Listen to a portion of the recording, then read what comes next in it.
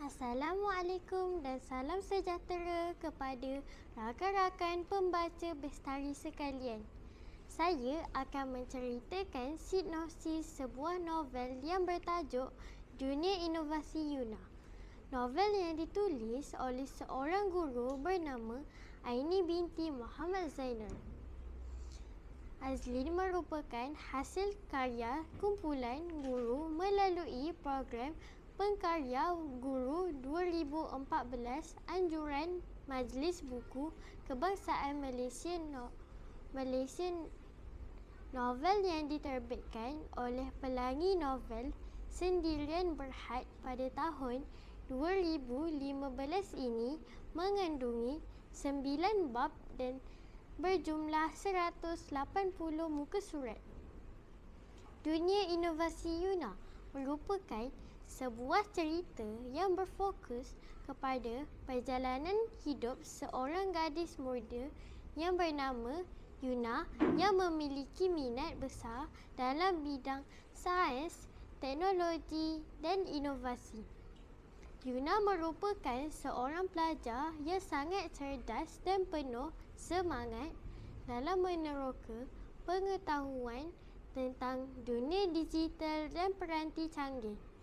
Dalam dunia yang semakin maju, Yuna berasa amat tertarik untuk mencipta sesuatu yang dapat memberi impak positif dalam kalangan masyarakat.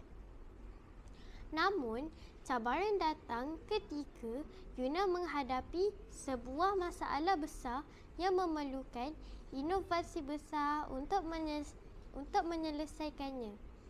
Di tengah perjalanan tersebut, Yuna telah berkolaborasi dengan pelbagai karakter unik yang membantu untuk mengembangkan idea-ideanya.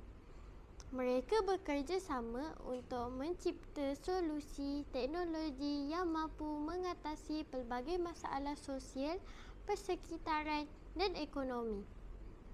Antaranya, Yuna telah berganding bahu dengan Nani dalam melaksanakan projek DIY mereka, iaitu projek teknologi hijau.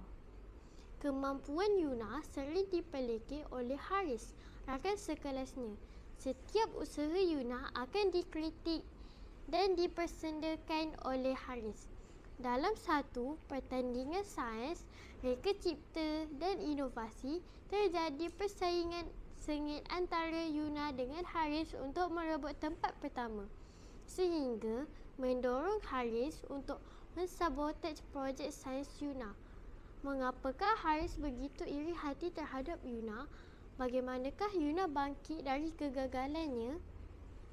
Bab 1 novel ini menceritakan tentang ahli keluarga Yuna yang terdiri daripada ibu, bapa dan 3 orang abangnya yang dibesarkan dalam persekitaran penuh kasih sayang.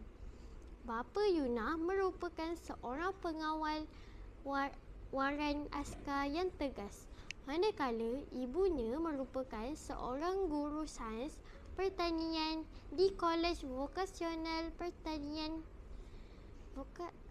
Bab 2 menceritakan tentang rakan baik Yuna, iaitu Nani, dan rakan sekelas bernama Haris yang sering mengganggu mereka. Bab 3 pula menceritakan penglibatan dan aktiviti Yuna dan rakan-rakannya dalam kelab pencinta alam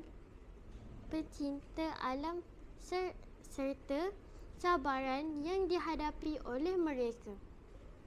Seterusnya, pengalaman Yuna dan rakan-rakannya menyertai aktiviti perkemahan kamp alami hutan simpan air Baro diceritakan dalam bab 4 dan 5 novel ini. Bab 6 pula menceritakan pengalaman Yuna semasa berkunjung ke Expo Pertanian dan Hortikultur. Dalam bab 7 dan 8, Yuna menyertai pertandingan sains, reka cipta dan inovasi sehingga menyebabkan Haris berasa iri hati dan telah mensabotej projeknya. Pelbagai dugaan dan halangan dihadapi oleh Yuna sebelum memenangi pertandingan tersebut. Bab 9 pula melakarkan peristiwa di mana Haris telah mengaku kesalahannya mensabotej projek Yuna dan memohon maaf atas kesilapannya.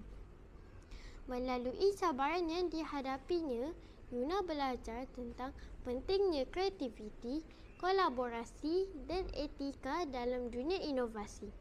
Cerita ini menyentuh tema-tema tentang keberanian, perubahan dan bagaimana teknologi boleh membawa impak yang besar dalam kehidupan manusia. Dunia inovasi Yuna juga menginspirasi pembaca untuk berfikir lebih kreatif dan kritis mengenai perkembangan teknologi serta impaknya terhadap masyarakat. Dapatkan novel ini dan ketahuilah pengakhiran cerita Yuna dan rakan-rakannya dalam novel Dunia Inovasi Yuna ini. Sekian, terima kasih.